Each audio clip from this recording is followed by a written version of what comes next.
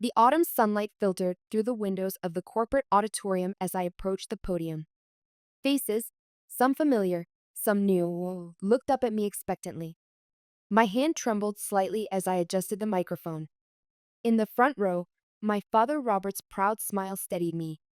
Beside him, my mother Margaret sat stiffly, her posture perfect as always, though her eyes now held something I'd rarely seen before: respect. 3 months ago, I stood in this same building, watching my career crumble before my eyes. I began. Today, I stand before you as Mitchell Financial's first director of corporate integrity and ethics. I paused, letting my gaze drift to Diane's empty seat, my cousin, the golden child who had nearly destroyed everything I'd worked for. The familiar knot of anger that had lived in my stomach for decades had finally loosened. This isn't a story about winning or revenge, I continued. It's about truth, and what happens when we finally find the courage to speak it. As I launched into my presentation, my mind drifted back to where it all began, that fateful day in July when my world turned upside down. Flashback, the annual review meeting. The Mitchell Financial Conference room had always felt too cold, but that July morning, it was positively frigid. At 45, I'd learned to dress for these meetings, a tailored navy suit that had cost me a month's worth of lunches eaten at my desk. 15 years at this company, and I still felt the need to prove I belonged.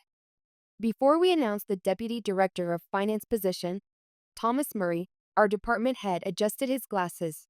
I'd like to review the quarterly performance reports. My heart quickened. I'd spent countless late nights on those reports, triple-checking figures while my colleagues went home to their families. After my divorce 5 years ago, the company had become my refuge, the place where Ellen Walker was respected, valued. My daughter Melissa was now in her second year of college, building her own life, and I was finally rebuilding mine. Thomas clicked through slides showing each team member's performance. When he reached mine, I froze. The numbers were wrong. Completely wrong. As you can see, Thomas continued, Ellen's department has shown some concerning inconsistencies this quarter. Those aren't my figures, I blurted out, heat rising to my face. 20 pairs of eyes turned toward me. I'm sorry, but there must be some mistake. These aren't the reports I submitted. Thomas looked uncomfortable. Ellen, we can discuss this privately after. If I may, a smooth voice interrupted. My cousin Diane rose gracefully from her seat at the far end of the table. At 42, she looked a decade younger, her designer suit perfectly complementing her slender frame. I took the liberty of reviewing Ellen's raw data when I noticed some discrepancies. I've prepared a summary of the corrections. Diane slid a folder across to Thomas. The room felt suddenly airless. Well, Thomas cleared his throat after reviewing the papers. This is very thorough, Diane. Thank you. I stared at my cousin, memories flooding back. Diane helping with my science fair project in 7th grade, only to present it as her own. Diane accidentally spilling coffee on my college application essays. Diane always one step ahead, always mother's favorite. Given these findings, Thomas continued, the board has decided to appoint Diane Walker as our new Deputy Director of Finance. Applause broke out around the table. I sat motionless, my fingernails digging into my palms under the table. Diane had been with the company for only 5 years. This position should have been mine. I'm honored, Diane's voice dripped with false humility. I've learned so much from everyone here, especially my dear cousin Ellen. As everyone filed out, congratulating Diane, I remained seated, my mind racing. Something wasn't right. I'd backed up those reports on my personal drive. I knew the numbers by heart. Carol, my colleague from the adjacent department, squeezed my shoulder as she passed. This isn't right, she whispered. Meet me for coffee. Later. In the emptying room, Diane approached, her smile not quite reaching her eyes. Don't take it personally, Ellie, she said, using the childhood nickname I'd always hated. Some of us are just more suited to leadership. What did you do to my reports? I asked quietly. Her smile never faltered. I have no idea what you're talking about. Maybe at your age, it's easy to make mistakes with spreadsheets. She glanced at her watch. I need to call Aunt Margaret. She'll be so proud. As she walked away, I felt something I hadn't experienced in years, a burning determination replacing the familiar resignation. This time, I wouldn't just swallow the injustice. This time, I would fight back. At the coffee shop. It's definitely been tampered with, Carol said, sliding her laptop across the cafe table. A divorced mother of two teenage boys, Carol had become my closest ally at Mitchell Financial. We were both comeback kids, as she called it, women rebuilding careers in our 40s after years of prioritizing family. Look at the metadata, she continued. These files were modified at 10:38 p.m. last night, hours after you left. I stared at the screen, my coffee cooling untouched. But how did she access my computer? It's password protected. That's where Michael comes in. Carol nodded toward the door as a tall, distinguished man with salt and pepper hair entered the cafe. Michael Chen, head of IT security, pulled up a chair. At 50, he carried himself with the quiet confidence of someone who had seen it all. Sorry I'm late, he said. Had to make sure I wasn't followed. I raised an eyebrow. Isn't that a bit dramatic? Michael's expression remained serious. Not when dealing with someone like Diane. I've been monitoring some suspicious activity in our systems. He lowered his voice. Last night, someone logged into the server using Thomas's credentials, then accessed your files. Thomas wouldn't, of course not, Michael interrupted. His password was stolen. And there's more. He pulled out his phone, showing me a security log.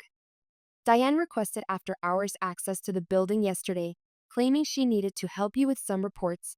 My stomach churned as memories surfaced. Diane always helping, always undermining. From childhood through college, and now in my professional life. Always with that same innocent smile that fooled everyone. We need proof, I said finally. The security footage might show something, Michael replied. But it will take time to retrieve. It's been conveniently deleted from the main server. I thought of my mother Margaret, who had always favored Diane, her older sister's daughter, who had dismissed my every accomplishment while celebrating Diane's minor successes. I thought of my father Robert, quiet and conflict-averse, who had watched it all happen for decades without intervening. Get that footage, I said with newfound determination. Meanwhile, I'll check my backup files at home. Ellen, Carol's voice turned gentle. What about your family? If you pursue this, the weight of 40 years of family dynamics pressed down on me. Sunday dinners with Diane as the center of attention. My mother's constant comparisons. My father's silence. Some things matter more than keeping the peace, I replied. Truth matters. As I walked to my car, my phone buzzed with a text from my mother. Diane just called with wonderful news. We're having a special family dinner to celebrate her promotion on Saturday. Don't be late. I stared at the screen, feeling the familiar mixture of dread and resignation that family gatherings always provoked. But this time, something was different. This time, I wasn't going to play my usual role. This time, the script was about to change. At the celebration dinner, my mother's house looked exactly as it had for the past 30 years, pristine and picture perfect, just like the image she worked so hard to maintain. I parked my sensible sedan behind Diane's luxury SUV and took a deep breath, clutching a folder of backup reports in my purse. Ellen. You're late, my mother scolded as I entered. At 62, Margaret Walker still carried herself with the regal posture of the beauty queen she'd once been. Her pearls gleamed in the dining room light, matching her perfectly coiffed silver hair. Sorry, Mom. Work ran long, I replied, knowing the irony would be lost on her. The dining room was decorated with a congratulations banner. My father sat quietly at the head of the table, offering me a small smile. At 65, Robert Walker had retired from his successful accounting firm 3 years ago, settling into a life of golf and quiet submission to my mother's social calendar. There she is, Diane exclaimed, rushing over to embrace me. My favorite cousin. I returned the hug stiffly, catching a whiff of her expensive perfume. In her designer dress and perfectly applied makeup, Diane looked every inch the successful executive. No one would guess she was on her third marriage, each to increasingly wealthy men, or that her polished exterior hid a ruthless ambition I'd witnessed since childhood. Isn't it wonderful? My mother beamed. Deputy director at just 42. I always knew Diane had leadership qualities. Mother, my father cautioned softly. What, Robert? It's true. Some people are just natural leaders. She patted Diane's hand. Your mother would be so proud if she were still with us. I took my seat, forcing a smile. My aunt, Diane's mother, had passed away when Diane was 12, leading my mother to take her sister's daughter under her wing and into her heart in a way I'd never managed to achieve. Ellen works hard too, my father added, earning a sharp look from my mother. Of course she does, Diane said smoothly. But this position requires more than hard work. It needs vision and accurate reports, I said quietly, making Diane's smile falter for just a second. Well, my mother continued, oblivious to the tension. Thomas Murray obviously saw that special something in you, dear. Thomas is a smart man, Diane agreed. He recognized talent. He certainly recognized something, I murmured, earning another warning glance from my father. Ellen, oh, my mother frowned. Don't start. Not every position is meant for you. Diane earned this. I thought of the tampered reports, of Michael's security logs, of 15 years of dedication reduced to nothing because someone had decided to cheat. I thought of a lifetime of being second best in my own family. Did she? I asked, meeting my mother's eyes directly. Did she really earn it, Mom? Or did she take it like she's taken everything else? The table fell silent. Diane's hand froze midway to her wine glass. What are you implying? My mother's voice had dropped to a dangerous octave. Ellen, my father warned, but I couldn't stop now. My quarterly reports were altered. I opened my purse, pulling out the folder. Someone changed the figures to make my work look incompetent. Someone who had after-hours access to the building last night, who told security she was helping me with my reports. Diane's composure never wavered. Are you actually accusing me of sabotage? That's pathetic, Ellen, even for you. Ellen, this is ridiculous. My mother slammed her hand on the table. Diane has always been more dedicated, more focused. Maybe if you spent less time making excuses. I have proof, I interrupted, surprising even myself with my steady voice. Proof? Diane scoffed. What proof? Security logs showing you accessed the building last night. The metadata on the tampered files showing the exact time of modification. And I paused. The security footage that's currently being recovered. For the first time, I saw a flicker of uncertainty in Diane's perfect facade. I'm sure there's a reasonable explanation, my mother insisted, but her voice lacked its usual conviction. I looked around the table at my mother's defensive posture, my father's troubled expression, and Diane's calculated smile. Years of family dynamics crystallized in that moment. Diane, the golden child who could do no wrong. Me, the disappointing daughter who never quite measured up. You're right, I said quietly, standing up.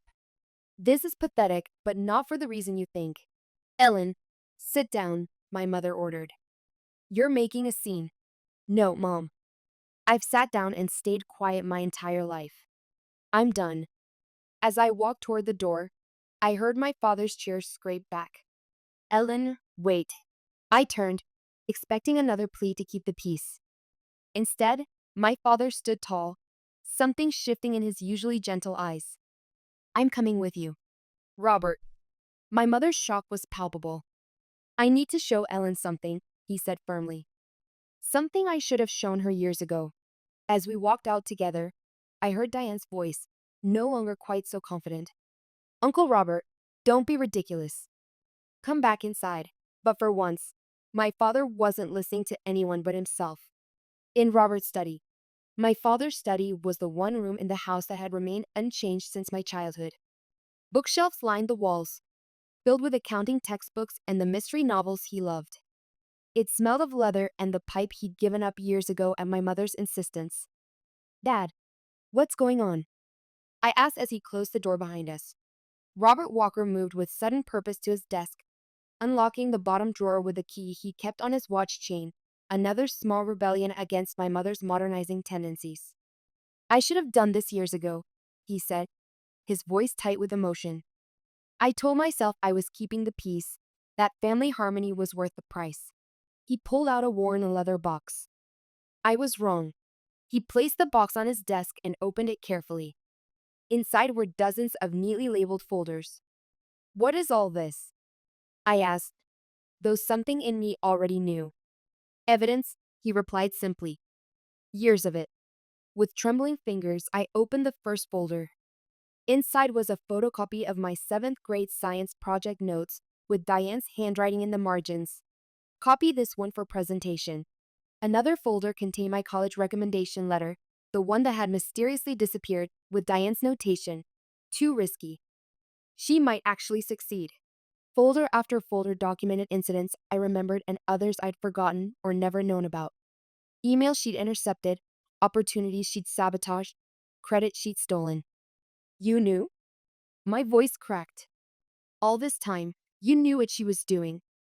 My father's eyes filled with tears. I suspected at first. Then I knew. But your mother. He trailed off. Was blinded by her love for Diane. I finished. He nodded. Margaret lost her sister so suddenly. Diane became her way of keeping Emily alive. I understood that, but I watched what it did to you year after year. Why didn't you say anything? The question that had haunted me for decades. My father sank into his chair, suddenly looking every one of his 65 years. Fear, he admitted. Fear of destroying your mother's illusions. Fear of breaking up the family. But mostly, fear of confronting my own cowardice. He looked up at me, his eyes clear and direct for perhaps the first time in my memory. I was wrong, Ellen. And I'm so sorry. My phone buzzed. A message from Michael. Footage recovered. You need to see this now. I showed it to my father. Go, he said firmly. Do what I never had the courage to do. Stand up for the truth. As I headed for the door, he called after me. Ellen, take these. He handed me the box. It's time everyone saw the truth. I paused at the threshold. What about Mom? A sad smile crossed his face. Some illusions need to be shattered before healing can begin.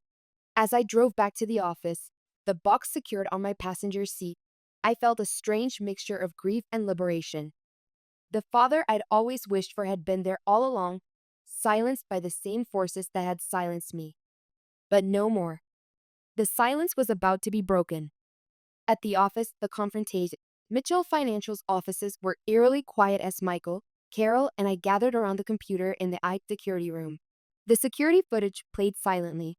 Diane entering my office at 10:23 p.m., spending nearly an hour at my computer, then carefully rearranging the papers on my desk. There's more, Carol said, pulling up emails. Look at these timestamps. She's been planning this for weeks, changing small details in reports, creating a pattern of errors in your work. We should take this to HR, Michael suggested. No, I said firmly. Thomas needs to see this first.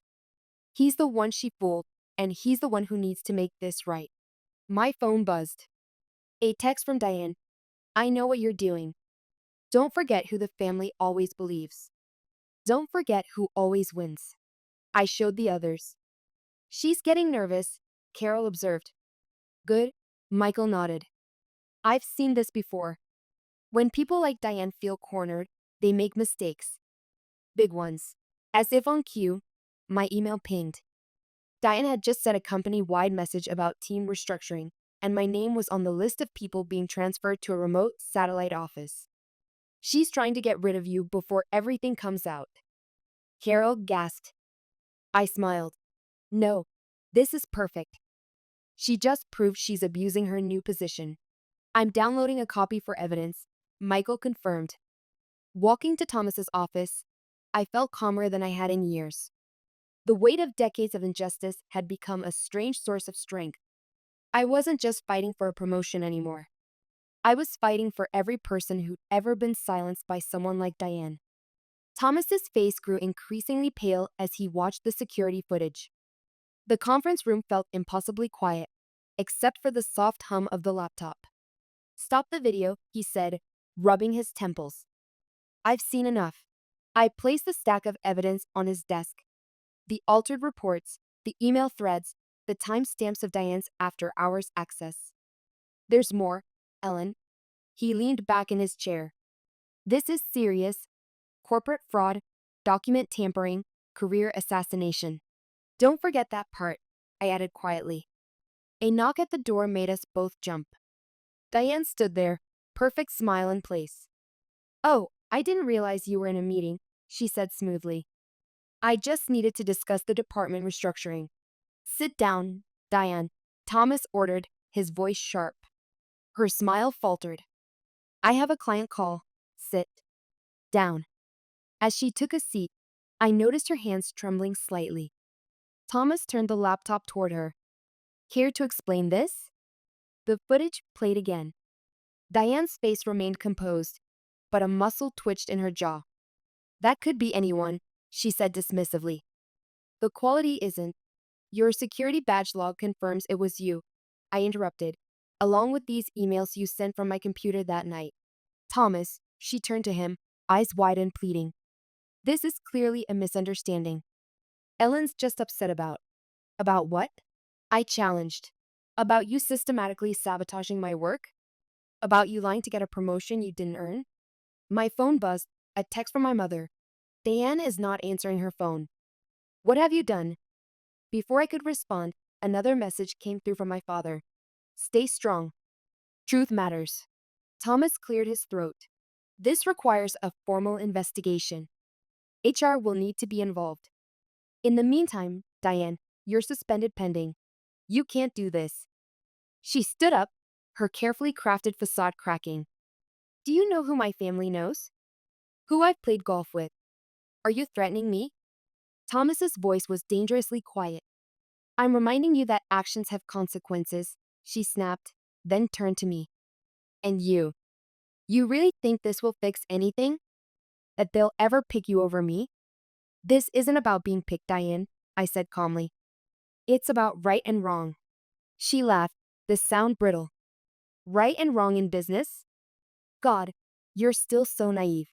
Security will escort you out, Thomas said, reaching for his phone. Your company access is revoked, effective immediately. As two security guards appeared at the door, Diane straightened her jacket. This isn't over, Ellen, she hissed. Family never is. After she left, Thomas turned to me. I owe you an apology. I should have looked more closely at those reports. Yes, you should have. The promotion. Once the investigation is complete, I don't want to hand it to me. I cut in.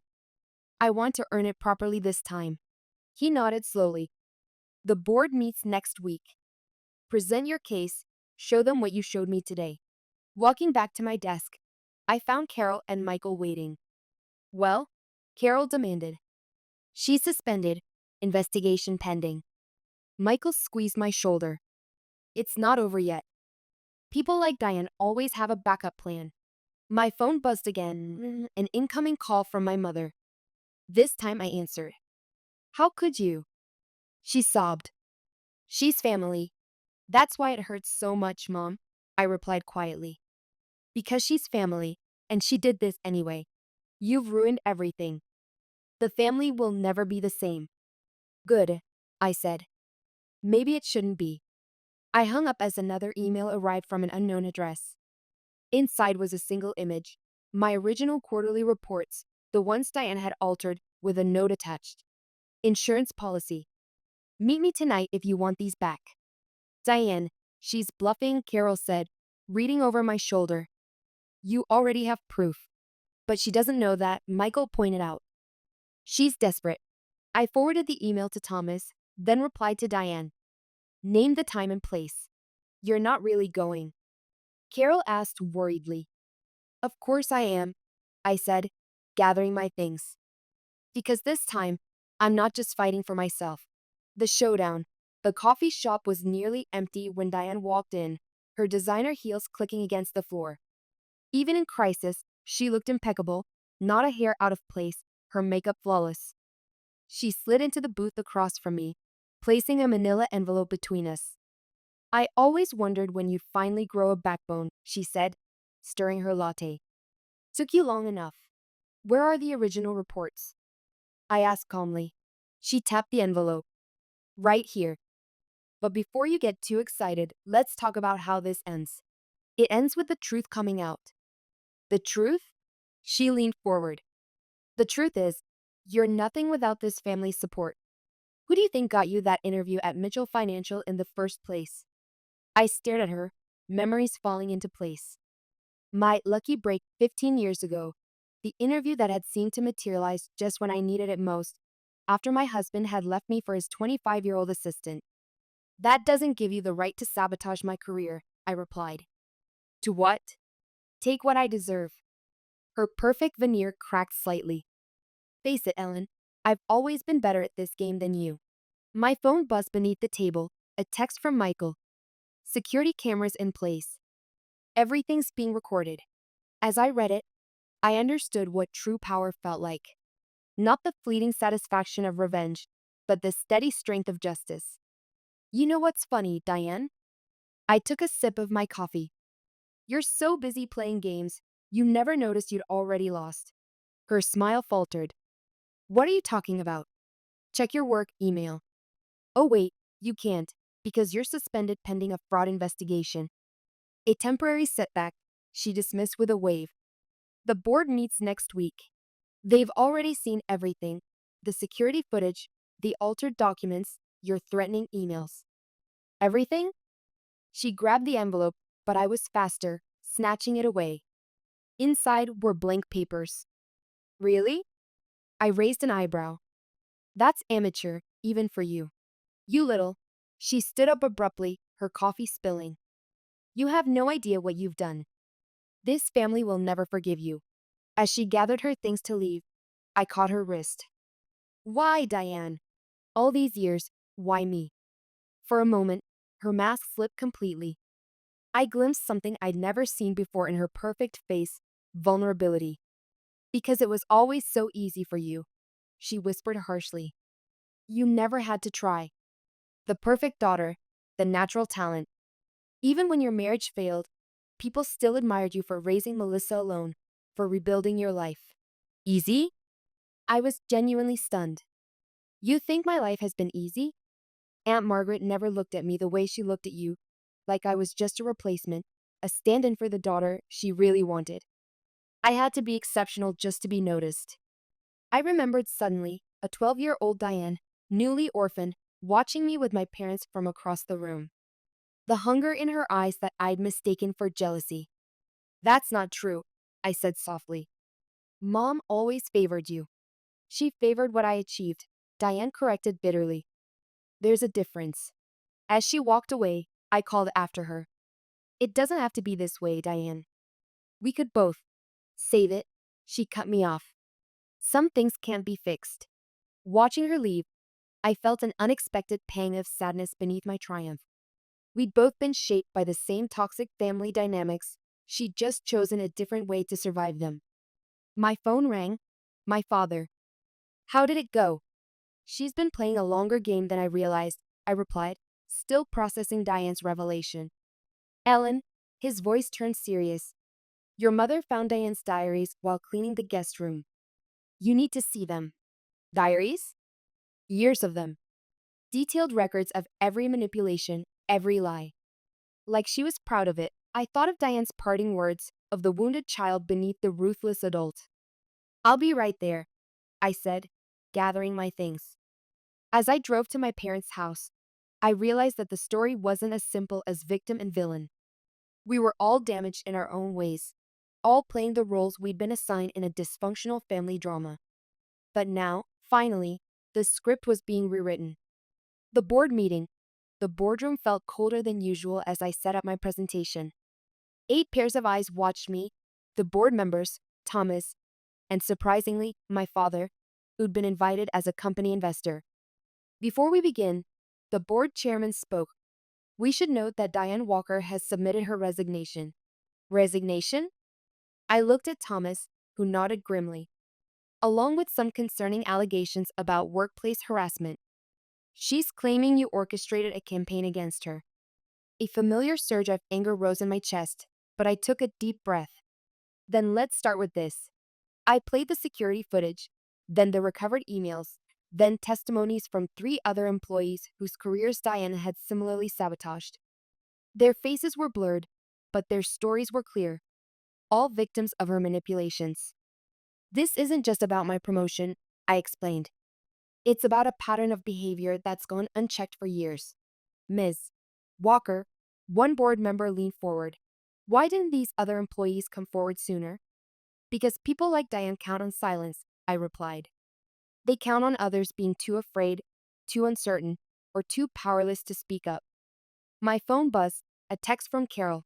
Diane in the building. Security's tracking her. As if on cue, the boardroom door burst open. Diane strode in, followed by security guards attempting to intercept her. Despite her disheveled appearance, a stark contrast to her usual perfection, she carried herself with the same imperious confidence.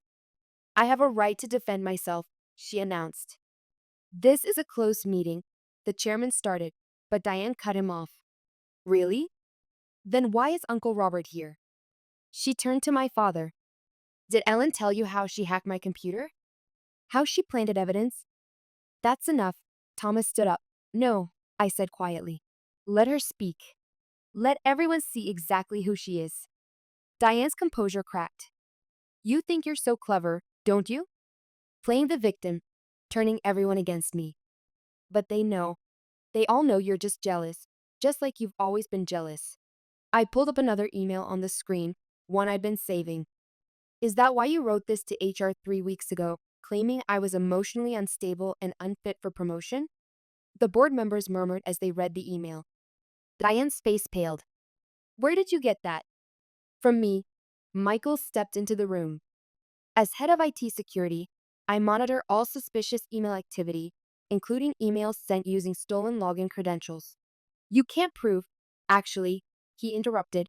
I can. Every login, every altered document, every deleted file, it's all logged. Would you like me to show them? My father stood up. Diane, stop. It's over. Uncle Robert, please. No. His voice was firm. You didn't just hurt Ellen. You hurt everyone who trusted you, everyone who believed in you. The chairman cleared his throat. I think we've seen enough. Security will escort Ms. Walker out. He turned to me. We'll need to discuss your role in the company going forward. As security led Diane away, she turned back, her eyes blazing. This isn't justice, Ellen. This is revenge. No, I replied calmly. This is karma. After the meeting, my father hugged me tightly. Your mother wants to talk, really talk, this time. I know, I sighed. But first, I gestured to the boardroom where Thomas was waiting with several board members. Go. He smiled. They'll make the right decision this time. Later that afternoon, I returned to my desk to find a note from Thomas. Board meeting tomorrow, 9 a.m. Bring your ideas for departmental restructuring. We need someone who understands the importance of integrity. Carol peeked over the cubicle. So, what happened? Justice happened, I smiled. And maybe something more important. What's that? I thought about Diane's face as her carefully constructed world crumbled, about my mother's text about the diaries, about my father standing up for the truth. Change, I said. Real, lasting change. My phone buzzed one last time. An email from HR. New position opening, Director of Corporate Integrity and Ethics. Sometimes, I realized, victory isn't just about winning. It's about making sure nobody else has to fight the same battle again. At the family home, she kept detailed records of everything, my mother said, spreading old notebooks across her kitchen table. Every manipulation, every lie, like she was proud of it. I picked up one of Diane's diaries, dated 3 years ago. Ellen is too trusting. It makes everything so easy. I found these while cleaning out the guest room. Mom's hands trembled. I should have seen it all those times you tried to tell me. The kitchen, once my mother's perfect domain, was uncharacteristically disordered. Margaret Walker looked smaller somehow, the immaculate facade crumbling along with her illusions. For the first time in my adult life, she looked at me without judgment or comparison. Why, Mom? The question that had haunted me for decades. Why was it always her over me? She sank into a chair, suddenly every bit her 62 years. When Emily, Diane's mother, died, part of me died too. We were so close, Ellen. Twins in everything but birth date. Her eyes grew distant. When I looked at Diane, I saw Emily. When I pushed her to succeed, I was keeping my sister's dreams alive. And me? I asked quietly. What was I? You were mine, she whispered. My responsibility, my creation. I thought you were strong enough to weather my criticism, my neglect. Tears filled her eyes. I convinced myself you didn't need the praise, the attention, that you would thrive regardless. That's not how it works, Mom. I know that now. She reached across the table, tentatively taking my hand. I'm so sorry, Ellen. I failed you as a mother. The apology I'd craved for 45 years finally came, and I found it brought less satisfaction than I'd imagined. Instead, I felt a profound sadness for all the years wasted, all the connection missed. My father entered the kitchen, bringing a fresh pot of coffee. How are we doing in here? We're talking, I said simply. Really talking. He smiled, the tension he'd carried for decades visibly lifting. It's about time. What happens now? My mother asked. With Diane, with the family. I thought about the broken woman I'd glimpsed beneath Diane's perfect exterior, about the wounded child who'd grown into a manipulative adult. She needs help, I said finally. Professional help. And us? My mother's question hung in the air. Baby steps, I replied. That's all anyone can ask. 3 months later, the ethics summit. Real change happens through people, through choices, through courage. I concluded my presentation to thunderous applause. The Mitchell Financial Ethics and Integrity Summit had drawn attendees from across the industry. In the front row, Michael and Carol smiled encouragingly. Beside them sat my parents, my father's hand clasped tightly in my mother's, a new normal we were all still adjusting to. Our new mentorship program has already paired 30 junior employees with senior advisors, I continued, and our anonymous reporting system has given voice to those who might otherwise stay silent. My phone buzzed quietly, a message from my mother. Diane's therapist called. She's asking to see you. I pushed the thought aside and focused on the crowd. But numbers and systems aren't enough. True integrity is a daily choice, a commitment we make and remake with every decision. After the summit, I found myself in my new office, the same modest space I'd always occupied, despite my new title. I'd refused the corner office that came with the promotion. Leadership wasn't about corner offices or fancy titles. Your mother texted about Diane, my father said, appearing in the doorway. What are you thinking? I sighed, looking at the photo on my desk, a recent one of me with my daughter Melissa during her college break. She had my determination, but thankfully, none of my deep-seated insecurities. I'd made sure of that. I don't know, Dad. Part of me isn't ready. He nodded. That's fair.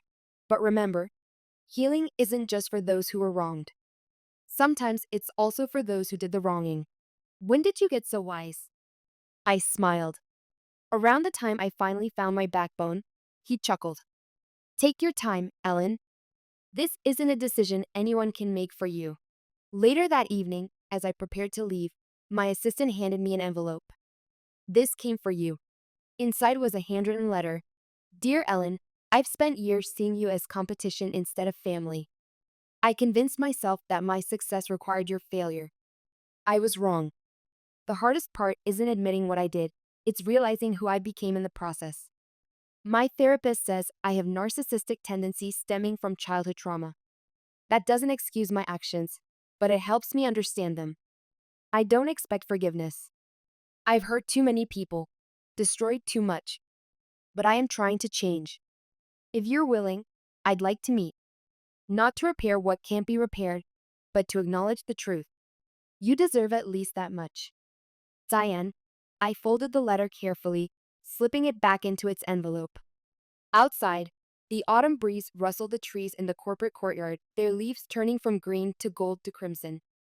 Change, like healing, came in seasons, sometimes gradually, sometimes all at once.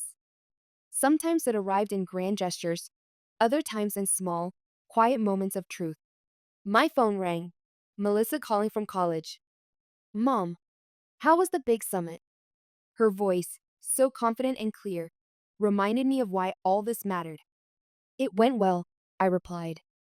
How are your classes? As she chatted about professors and projects, I thought about the cycles we passed down through generations. The pain, yes, but also the healing. The mistakes, but also the corrections. Mom, you got quiet. Everything okay?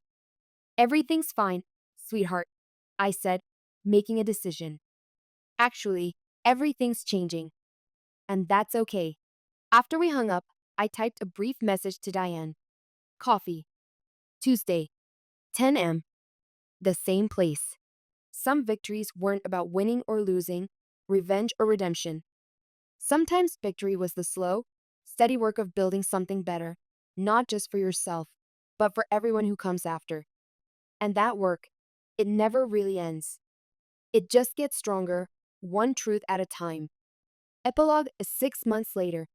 The mentorship program meeting ran late, keeping me at the office well past dinner time.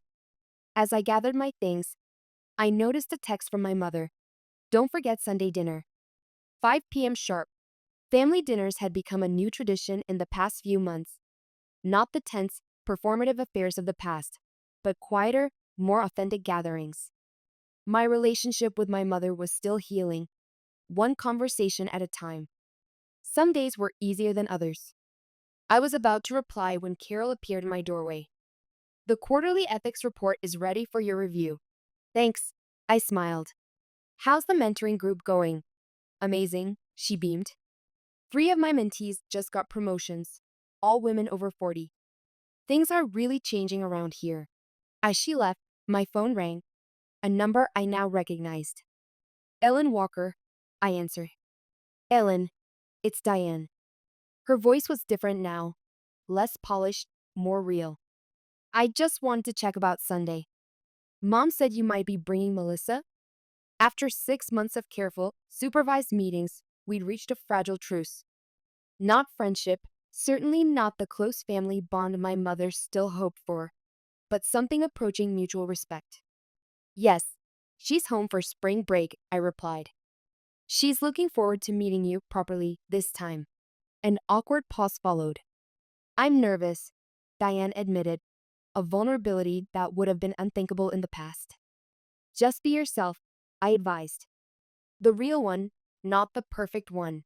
After we hung up, I looked around my office at the photos now lining the walls, not just of accomplishments and awards, but of people. My daughter, my parents, Carol and Michael, the mentorship group, a community built on trust and authenticity. The ethics director position had turned out to be more fulfilling than I'd ever imagined. Not because of the title or the recognition, but because it allowed me to create the environment I'd always wished for, one where success didn't require stepping on others, where truth was valued above appearance. As I drove home, I thought about the coming family dinner. It wouldn't be perfect. There would be awkward moments, old patterns threatening to reemerge, new boundaries to negotiate. But that was okay. Healing wasn't a destination but a journey, uneven, sometimes painful, but always moving forward. And maybe that was the greatest victory of all.